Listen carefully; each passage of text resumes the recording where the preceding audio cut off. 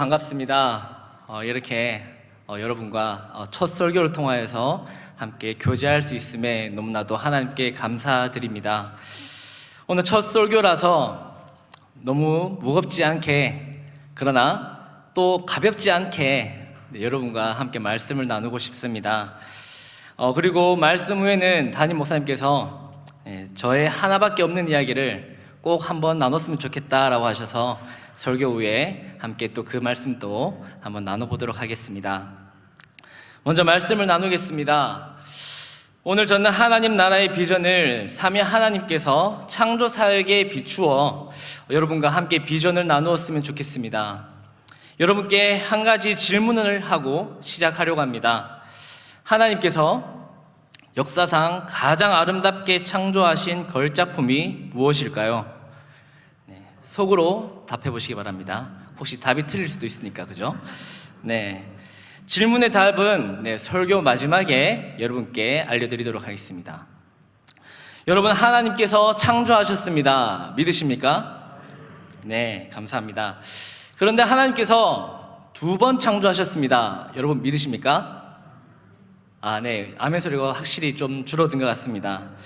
우리가 아는 창조라고 하는 거는 하나밖에 없는데, 창세기에 나타난 그 창조 하나밖에 없는데 또 무슨 창조를 말씀하시는 거지? 라는 의구심이 들 것입니다. 저 이상한 사람 아니고 이단 아니니까 한번 말씀 잘 들어보시기 바랍니다.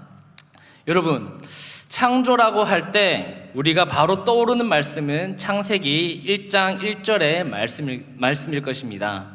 모두 외우고 계시죠?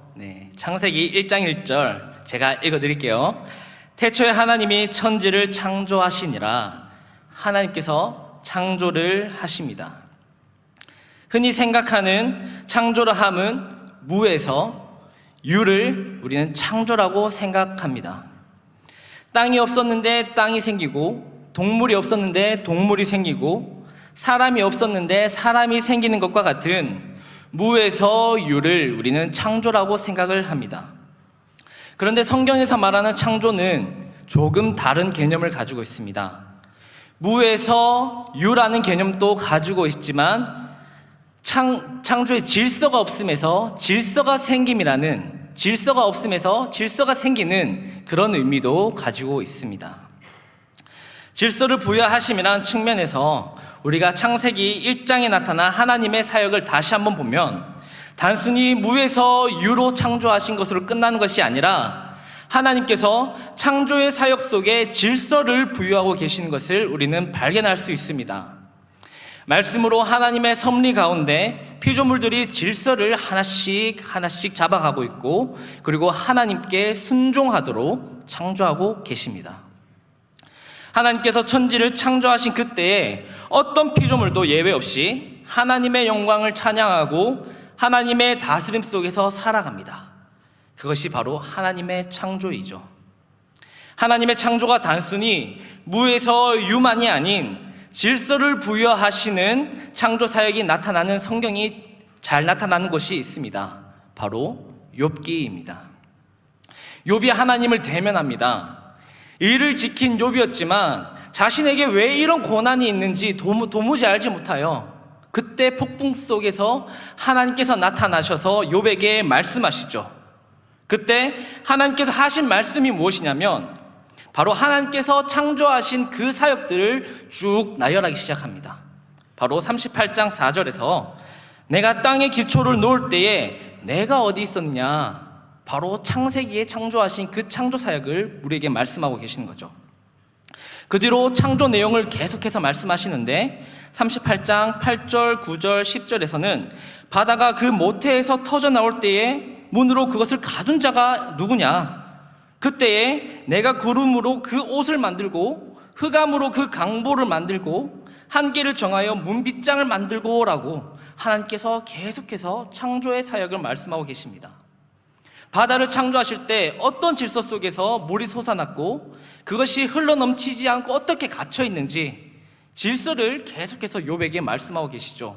단순하게 내가 해와 달을 만들었다, 내가 사람을 만들었다 이렇게 말씀하시는 것이 아니라 비에게 아비가 있느냐, 이슬방울은 누가 낳았느냐, 얼음은 누구의 태에서 났느냐, 공중의 서리는 누가 낳았느냐와 같이 계속해서 질서를 말씀하고 계십니다.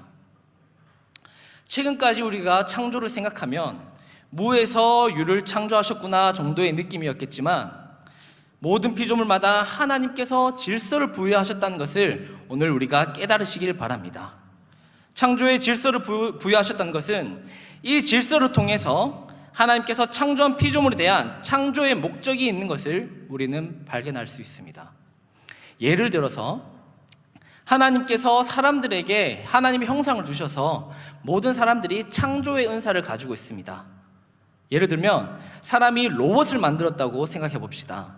우리는 로봇을 만들고 설계하고 하면서 이 로봇에게 움직일 수 있는 질서를 부여하고 설계대로 움직이도록 만들죠. 그래서 그 움직임과 그 결과물을 통해서 우리는 이 로봇을 볼 때, 이 로봇은 자동차를 만드는 로봇이구나, 이 로봇은 휴대폰을 만드는 로봇이구나 라는 것을 알게 됩니다. 이와 같이 모든 피조물에게는 하나님은 질서를 부여하셨습니다. 인간에게도 마찬가지죠. 세상에 존재하지도 않았던 인간을 하나님께서 유의 존재로 창조하십니다. 그리고 창조 사역대로 인간에게 질서를 부여하십니다. 어떤 질서를 부여하십니까? 창세기 1장 26절입니다. 제가 읽어드릴게요. 하나님이 이르시되 우리의 형상을 따라 우리의 모양대로 우리가 사람을 만들고 그들로 바다의 물고기와 하늘의 새와 가축과 온 땅과 땅에 기는 모든 것을 다스리게 하자 하시고, 그리고 창세기 2장 15절입니다. 여호와 하나님이 그 사람을 이끌어 에덴 동산에 두어 그것을 경작하며 지키게 하시고, 그리고 1장 28절에서 생육하고 번성하라 이렇게 명령하고 계시죠. 그래서 하나님께서 인간에게 부여하신 질서를 정리하면 다음과 같습니다. 질서를 정리하면 두 가지로 정리할 수 있습니다. 하나님께서 인간에게 부여하신 질서 두 가지. 첫 번째, 경작하고 다스리고 지키라고 명령하신 것은 하나님의 나라를 가꾸어라 라는 것입니다. 두 번째 질서는요, 생육하고 번성하라 라고 명령하신 것은 하나님의 나라를 확장하라 라는 하나님의 명령이자 질서입니다. 우리 하나님께서 그냥 우리를 동물과 같이 단순한 먹고 마시는 존재가 아니라 특별한 존재로 만드신 것을 우리는 깨달을 수 있습니다. 하나님께서 우리에게 주신 하나님의 나라를 가꾸는 것, 그리고 하나님의 나라를 확장하라는 이 질서를 통해서 우리가 어떤 존재인지 알 수가 있습니다. 하나님의 속성 중에서 다스리고 통치하는 것은 바로 왕의 특권입니다. 그 왕의 특권을 우리에게 주시면서까지 우리를 특별하게 하나님께서 지으셨습니다. 그래서 아무것도 없고 땅이 혼돈하고 공허하며 흑암이 깊은 가운데 하나님께서 창조하신 그 이유는 서로 사랑함과 더불어서 하나님의 나라를 가꾸고 하나님의 나라를 확장시키라는 그 명령을 우리에게 주셨고, 그 명령대로 살아라고 우리를 창조하셨습니다. 그 존재가 바로 저와 여러분, 그리고 이 공동체의 교회라는 것을 꼭 기억하시길 바랍니다. 그런데 이게 무슨 일입니까? 에덴 동산에서 무슨 일이 일어납니까? 모든 피조물의 하나님의 영광을 찬양하고 찬송해야 하지만 이 땅에, 이 에덴 동산에 바로 죄가 들어오게 됩니다. 하나님의 나라를 가꾸고 하나님 영광을 널리 퍼뜨려야 될 바로 인간에게 죄가 들어오게 되는 것이죠. 하나님께서 선악과 열매를 먹지 말라고 하셨는데 이 말씀을 어겼고 그를 통하여서 질서가 깨져버렸습니다. 하나님께서 부여하신 질서, 곧 하나님의 나라를 가꾸고 하나님의 나라를 확장시키라는 그 사명을 인간은 더 이상 지킬 수 없게 된 것이죠. 하나님의 뜻대로 피조물을 다스릴 수도 없었고 바로 다시 유의 존재가 아닌 무의 존재로 돌아가 버린 것 같은 존재가 바로 인간입니다. 하나님의 창조 질서가 깨져버렸습니다. 인간은 하나님의 질서를 더 이상 지킬 수 없게 되었습니다. 하나님과 인간만의 관계뿐만 아니라 피조물과 하나님, 그리고 피조물과 인간의 관계 모두가 깨어져 버렸습니다. 질서가 무너져 버렸습니다. 이것을 볼 때 우리는 어떤 생각이 드십니까? 하나님의 창조 사역이 실패한 것 같아 보이십니까? 물론 이후에도 하나님께서 아브라함과 이스라엘 백성들을 통하여서 생육하고 번성하라는 그 명령을 주셨지만, 여러분께서 아시는 그 백성들이 그 명령들을 잘 지키지 못합니다. 오히려 교만하였고 자신의 뜻대로 행하였고, 그 백성들을 보면, 포로로 이끌려가는 그 백성들을 보면 우리는 여전히 이 창조의 사역이, 하나님의 창조 사역이 너무나도 미약해 보이고 실패한 것만 같아 보이는 그런 상황 가운데 있습니다. 이렇게 하나님의 창조 사역은 실패한 것일까요? 그렇지 않습니다. 실패한 것처럼 보이지만 그 창조의 완성은 결국 예수 그리스도께로 이끌어 가고 있습니다. 오늘 본문 요한복음 1장 1절입니다. 요한복음 1장 1절 함께 읽겠습니다. 시작. 이 말씀이 하나님과 함께 계셨으니 이 말씀은 곧 하나님이시라. 여러분, 이 말씀 보니까 어느 구절이 떠오르십니까? 창세기 1장 1절과 매우 유사하다는 것을 발견하셨습니까? 하나님의 첫 번째 창조 사역이 실패할 것만 같았던, 실패한 것처럼 보였던 바로 그때에 하나님께서 요한복음 1장 1절을 말씀하셨습니다. 그것은 다시 창세기를 떠올리는, 다시 창조를 떠올리게 하는 말씀입니다. 요한복음 1장 1절이 어떤 시대적 배경을 품고 있습니까? 구약의 말라기 선지자 이후로 세례 요한이 나타나기까지의 400년 동안 하나님의 말씀도 없고 선지자도 없는 바로 그런 암흑과 같은 그 시대에, 그 400년 뒤에 하나님께서 요한복음 1장 1절을 주시면서 창조를 다시 말씀하고 계시는 겁니다. 마치 출애굽을 연상케 합니다. 요셉이 애굽에서 총리가 되어 야곱과 함께 그 70인이 애굽으로 내려가죠. 그곳에서 민족들이 번성하고 그리고 부유하게 잘 사는 것처럼 보였지만, 요셉을 잃어버린 왕이 나타났을 때에 이스라엘 백성들은 고난 가운데 처하게 됩니다. 마치 암흑 가운데 다시 처하게 됩니다. 그 기간이 400년입니다. 그 400년 뒤에 하나님께서 민족의 부르짖음을 듣고 보내신 바로 선지자 모세를 보내시죠. 모세를 통하여서 그 백성을 구원하십니다. 지금 요한복음 1장 1절도 마찬가지로 말라기 선지자 이후로 세례 요한까지 400년 동안에 하나님의 말씀도 없는 바로 그때, 암흑시대와 같은 그때에 다시 하나님께서 요한복음 1장 1절로 이 창조를 다시 말씀하고 계시는 것이죠.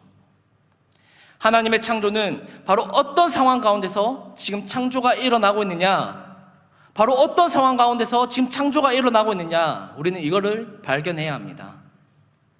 하나님께서 창세기에 땅이 혼돈하고 공허하며 흑암이 깊은 그곳에, 질서가 없는 그곳에 창조를 시작하셨습니다. 이와 같이 400년간 선지자도 없고 하나님의 말씀도 없는 것과 같은 그 400년의 암흑기와 같은 그 시대에 바로 창조를 다시 시작하십니다. 누구를 통해서 시작하십니까? 바로 예수 그리스도를 통하여서 창조를 시작하십니다. 다시 말씀이신 예수 그리스도를 통하여서 인간과 관계를 회복하고 그 인간에게 다시 질서를 부여하십니다. 재창조의 사역을 시작하신 것이죠. 요한복음 1장에서 창세에 창조하신 태초의 말씀이 어둠에 비치게 하시겠다고 하신 그 말씀의 이유가 무엇입니까? 400년 동안 선지자도 없고 하나님의 말씀도 없는 가운데 하나님의 첫 번째 창조 사역이 실패한 것처럼 보이는, 이스라엘 백성들이 각기 자기 소견에 옳은 대로 행하고 있는 바로 그때에, 하나님의 말씀에 순종하지 않던 그 암흑시대 그때에 하나님께서 재창조를 명하고 계시는 것입니다. 어둠과 혼돈 가운데 빛이 있으라 말씀하신 것처럼 그 말씀 자체이신 그분, 빛이신 바로 그분께서 그리스도를 바로 이 땅에 보내십니다. 말씀이며 빛이신 예수 그리스도를 이 땅에 보내셨고, 태초에 말씀하셨던 그 말씀이신 예수 그리스도를 통하여서 이 암흑기 시대, 바로 이 땅의 창조를 시작하십니다. 예수 그리스도의 창조 사역은 인간이 깨뜨린 질서를 하나씩 회복시켜 나가십니다. 인간이 지키지 못했던 율법들을 예수 그리스도께서 온전히 모두 지키셨고, 그 십자가 위에서 우리가 받아야 될 모든 저주들을 받으셨습니다. 그렇게 사역을 완수하심으로 예수 그리스도를 믿는 모든 자들에게 어떤 은혜를 주시느냐? 새 사람으로 창조하십니다. 그리고 새롭게 창조된 그 신자 한 사람 한 사람을 부르셔서 공동체를 이루게 하셨고, 이 공동체를 우리는 부를 때에 교회라고 말하는 것입니다. 다시 질서와 명령을 회복시키셨습니다. 그리고 그 질서와 명령을 다시 우리에게 주셨습니다. 에덴 동산에서 경작하고 다스리는 명령이 다시 우리에게 하나님의 나라를 가꾸어라, 그리고 하나님의 나라를 확장시켜라라는 그 명령을 우리에게 주셨습니다. 이것이 바로 두 번째 창조입니다. 우린 다르게 말해서 이것을 재창조라고 말하죠. 우리 요한복음 1장 5절을 함께 읽겠습니다. 1장 5절입니다. 시작. 빛이 어둠에 비치되 어둠이 깨닫지 못하더라. 그리스도께서 십자가에서 죽으시고 부활하심으로 재창조의 사역이 시작되었지만, 오순절 강림 사건으로 인해서 성령 하나님께서 오셔서 강림하심으로 교회가 출두하였지만, 이 세상은 여전히 빛을 깨닫지 못하고 있습니다. 여전히 그리스도와 그리스도인을 배척하고 있습니다. 어둠이 그 빛을 깨닫지 못하고 있습니다. 이 모습은 마치 우리가 살아가는 세상과 비슷합니다. 지금 이 세상이 마치 어둠과 혼돈 가운데 있는 것 같습니다. 질서가 없고 코로나로 힘든 시기를 보내고 있습니다. 하나님을 믿고 교회 간다고 하면 사람들이 욕을 하기도 하고, 회사에서는 해고를 시킨다고 협박까지도 합니다. 그렇게 자연스럽게 성도들이 교회를 떠나기 시작하죠. 직장과 학교라는 핑계로 자녀에게 예배 가는 것을 가지 마라고 말하며 대수롭지 않게 여기는 시대가 바로 이 시대입니다. 하나님을 믿지만 하나님의 역사가 일어나지 않는 것처럼, 또 어떤 분들은 하나님이 살아계신다면 지금 이 시대가 이럴 수 없지라며 이 세상 사람들과 함께 그 핍박에 동조하고 있는 것을 발견할 수 있습니다. 어둠과 혼돈과 공허함이 바로 우리 삶 가운데 있는 것 같습니다.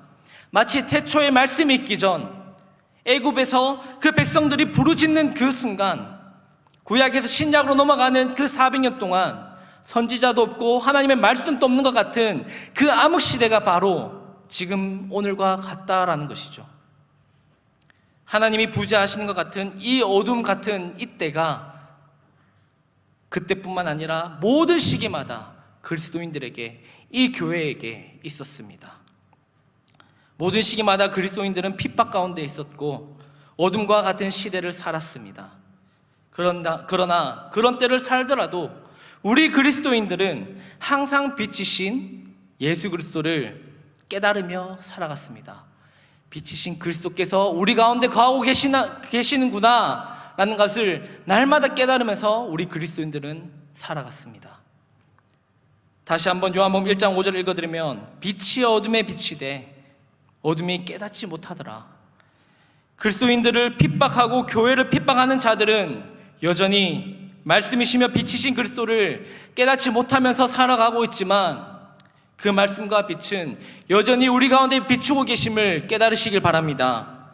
하나님의 창조 사역은 멈추지 않으시고 오늘 또 우리에게 그 재창조의 사역을 이루어가고 계심을 믿으시길 바랍니다. 우리는 그 빛 가운데 거하고 계십니까? 아니면 여전히 어둠 가운데 홀로 걷고 계신 것 같은 그런 기분을 느끼십니까? 우리의 유일한 소망이신 그 빛은 저와 거룩한 공동체를 통하여 이 세상의 창조 사역을 이어가고 계신 것을 믿으시길 바랍니다.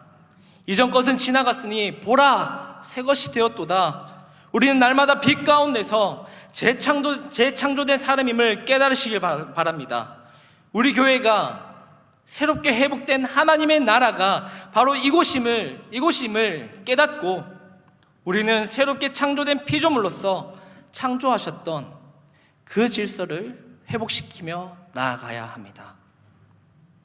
하나님의 나라, 곧 교회를 건강하게 가꾸고 하나님의 나라를 우리는 확장해야 합니다. 교회를 통해 임한 하나님의 나라는 다시는 실패하지 않습니다. 실패한 것 같아 보였지만 그것은 예수 그리스도께로 인도하는 그림자에 불과했습니다. 우리는 이제 그 그림자로부터 벗어나 선명하고 분명히 나타난 그 예수 그리스도의 그 재창조 사역 속에 우리가 들어가 있음을 깨달으시길 바랍니다. 우리는 그 빛 가운데 거하고 있습니다. 이제 저는 하나님의 창조 사역과 재창조하신 사역을 통하여서 여러분과 저희가 나아가야 될 비전을 제시하고자 합니다. 세 가지 측면에서 개인과 그리고 공동체와 교회에 권면하기를 원합니다. 먼저 첫 번째로 모든 개인 신자들에게 권면합니다. 하나님의 창조는 어둠 가운데 말씀이 없는 것처럼 그 비참한 가운데 재창조의 사역이 일어납니다. 우리의 재창조 역사도 그렇습니다. 우리의 비참함 가운데 그리스도의 재창조 사역이 일어납니다. 우리 성도님들 요즘 삶이 많이 힘드십니까? 사업과 자녀들에 대한 걱정이 가득하여서 우리의 마음을 갑갑하게 조이는 일들이 많으십니까? 하나님과의 관계에서는 어떠한 삶을 보내고 계십니까? 혹시 어둠 가운데 홀로 걷고 있는 듯한 느낌을 보내시면서 신앙생활을 하고 계시진 않습니까? 열심히 신앙생활을 하지만 하나님의 간섭이 왠지 없는 것 같은 그런 기분은 느끼고 계시지 않습니까? 그때 하나님께서 역사하십니다. 그 힘든 순간에 자신의 비참함을 인정하고 하나님의 도움을 구하는 저와 여러분에게 하나님께서 역사하심을 기억하시길 바랍니다. 그때 우리는 빛이신 예수 그리스도를 발견하게 될 것입니다. 그리고 더 이상 우리가 혼자 걷고 있지 않음을 깨닫게 될 것입니다. 하나님께서 나와 여러분과 우리 가정 가운데 계획이 있으심을 날마다 깨달으며 감사하며 살아가는 우리 성도들이 되길 원합니다. 둘째는 우리 교회 공동체에게 권면합니다. 하나님께서 우리를 구원하심은 교회를 이루기 위해서, 이 공동체를 구원하시기 위해서 예수 그리스도께서 십자가에서 그 사역을 이루셨음을 믿으시길 바랍니다. 우리가 매주 사도신경에서 무엇이라 고백하십니까? 성도의 교제를 믿습니다 라고 고백합니다. 그런데 우리 삶을 한번 돌아보십시오. 우리 교회의 신앙생활을 한번 돌아보십시오. 성도의 교제가 있습니까?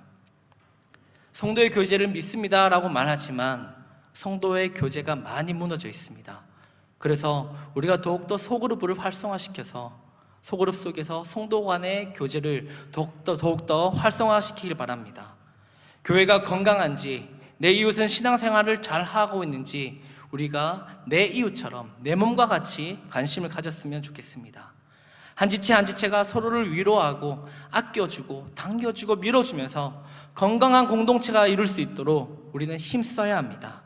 내 자녀의 신앙은 물론이고 내 신앙은 물론이고 병들고 소외된 지체들에게 우리의 시선을 한번 돌려보십시오. 그들에게 우리가 관심을 가지고 하나님께서 우리에게 긍휼을 먼저 베푸셨던 것처럼 우리가 그 이웃들에게 긍휼을 베풀 수 있는 거룩한 공동체를 이루는 우리 교회가 되었으면 좋겠습니다. 마지막으로 셋째는 세상을 향한 하나님의 나라를 확장하시길 바랍니다.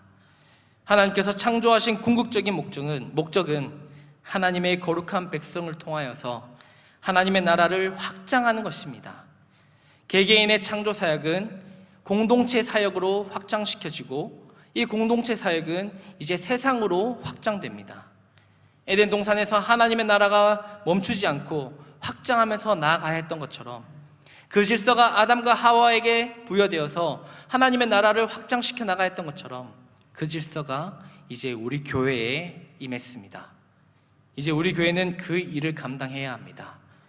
나 혼자만, 우리 공동체만 말하는 것이 아니라 우리 공동체에게 베푸신 그 하나님의 사랑을 이제 세상에 베풀고 이 하나님의 나라를 세상 속에 확장시킬 수 있는 건강한 우리 동부산 교회가 되길 원합니다. 아멘. 말씀을 정리하겠습니다. 오늘 시작할 때 질문 드렸던 답을 알려드리도록 하겠습니다. 하나님께서 가장 아름답게 만드신 걸작품이 무엇이냐라고 물었는데 그 답은 바로 교회입니다. 왜냐하면 하나님께서 오늘도 이 교회를 통하여서, 우리 동부산 교회를 통하여서 재창조의 사역을 이루어 가고 계시기 때문입니다. 이 창조의 사역은 그 누구도 멈출 수 없습니다.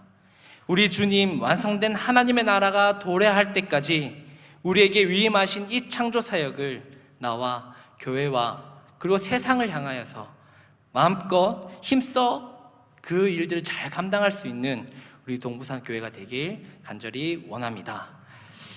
자, 이렇게 말씀을 정리하고 저의 단 하나밖에 없는 이야기를 여러분과 잠깐 나누고자 합니다. 제가 생각해도 단 하나밖에 없는 이야기인 것 같아요. 한번 잘 들어봐 주시길 바랍니다.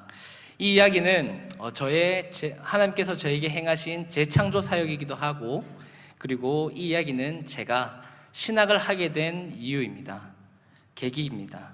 저는 25살쯤에 작은 회사에서 1년 정도 일을 했습니다. 그렇게 일을 하다가 아버지께서 함께 일을 해보지 않겠냐라면서 일을 같이 할 것을 권유하셨고, 아버지께서 샤시 사업을 하고 계십니다. 그렇게 아버지와 함께 5년 동안 샤시 사업을 함께 했습니다. 그래서 25살부터 31살까지 아버지와 함께 샤시 사업을 했었고 31살 집사 때까지 저도 집사 생활을 했었습니다. 그래서 집사 때까지 이 일을 했습니다. 제가 생각할 때 바로 이 시기가 저에게 가장 교만한 시기지 않았나라는 생각이 듭니다. 왜냐하면 샤시 사업을 하면서 남들 부럽지 않게 돈도 벌었었고요. 그리고 결혼도 하고 아기도 가졌습니다. 그래서 제가 모교회 후배들에게 뭐라고 말했냐면, 지금도 생각하면 굉장히 부끄러운 고백입니다. 이렇게 말했습니다. 얘들아 봐라, 내가 모태신앙에서부터 어릴 적부터 교회 봉사 많이 하니까 하나님께서 복을 주시더라. 그래서 이렇게 돈도 잘 벌고 이렇게 예쁜 아내도 만나고 결혼해서 아이도 잘 낳았지 않냐, 이렇게 말했던 아주 부끄러운 고백이 있습니다. 저의 신앙 자체가 바로 기복신앙 그 자체였던 것 같습니다. 저에게 복음이란 없었던 것 같습니다. 저에게 예수님과 교회는 잘 살기 위한 수단에 불과했습니다.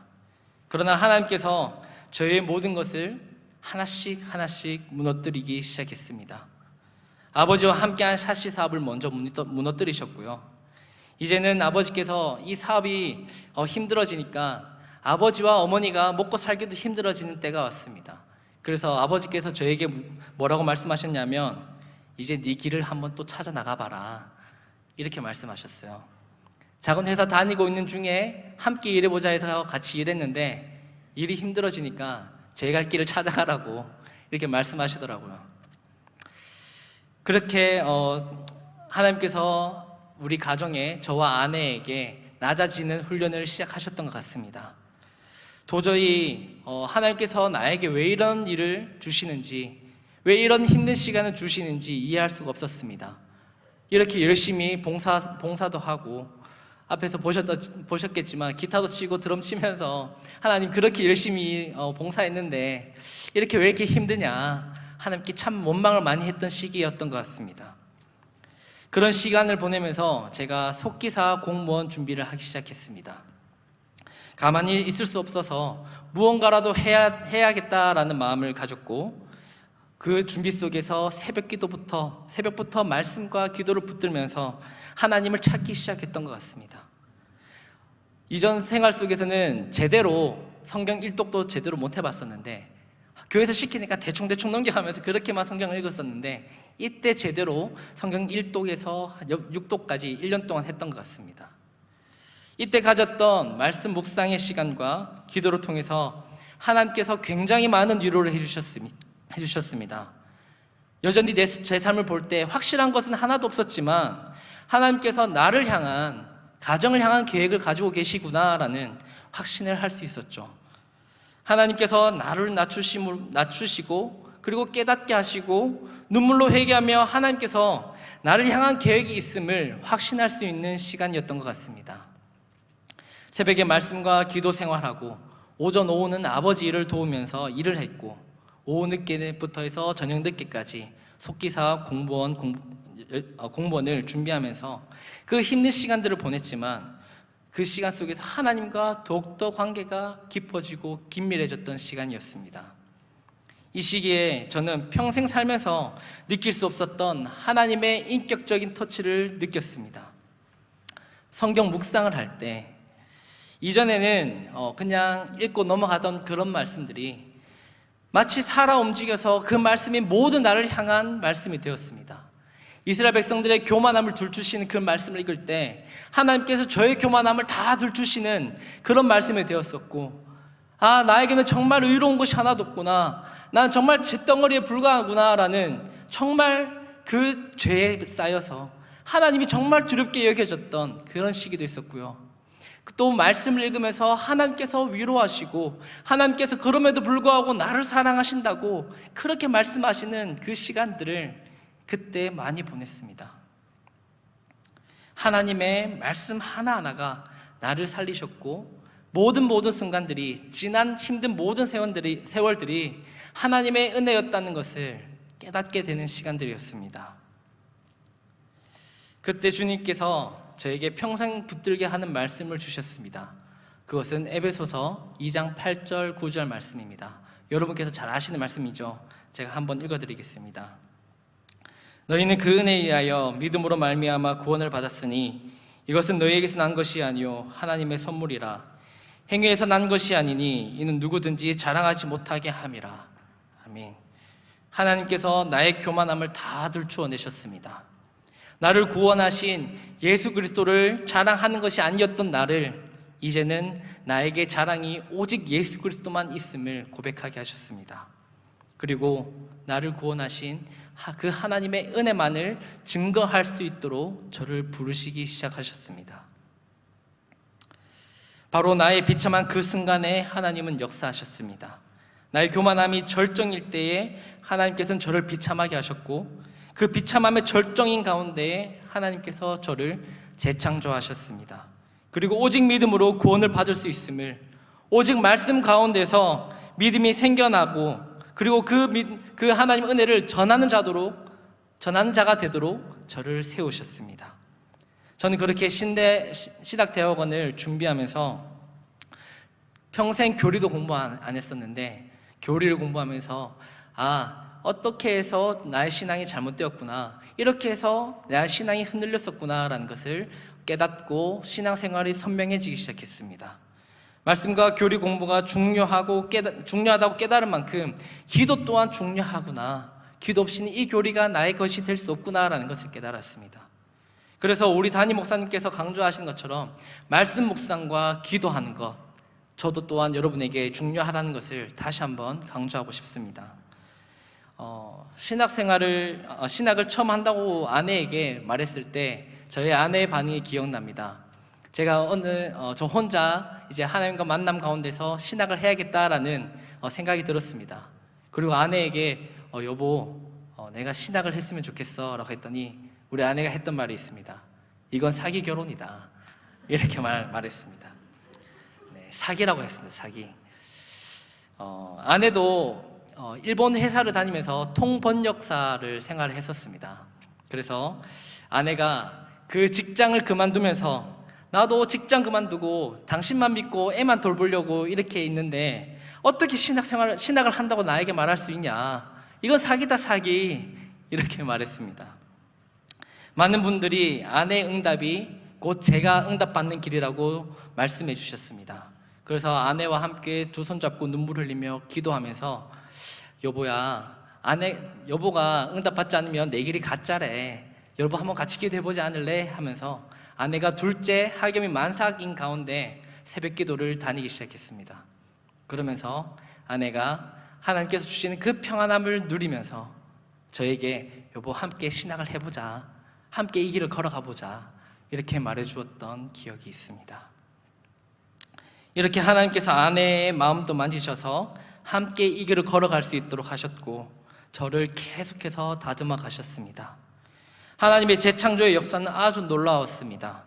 이전의 삶의 부유함과 화려함은 저에게 단 하나도 남아있지 않지만, 그러나 저와 우리의 가정에 연합한 그리스도, 그 그리스도와 함께하는 지금의 생활은 이전의 어떤 생활보다도 만족하며 행복한 삶을 살아가고 있습니다. 이 재창조의 역사를 우리 성도님들도 함께 누렸으면 좋겠습니다. 오늘 또 우리 그리스도께서 저와 여러분에게 재창조의 사역을 이어가고 계십니다. 어제보다 오늘 더 나은 그리스도인으로 피적하고 계십니다. 예수 그리스도의 재창조 사역에 함께 그 감격을 누리시길 원하십니까? 네, 함께 누리길 원합니다. 함께 찬양했으면 좋겠습니다. 예수 우리들의 밝은 빛, 함께 찬양하고 기도하겠습니다.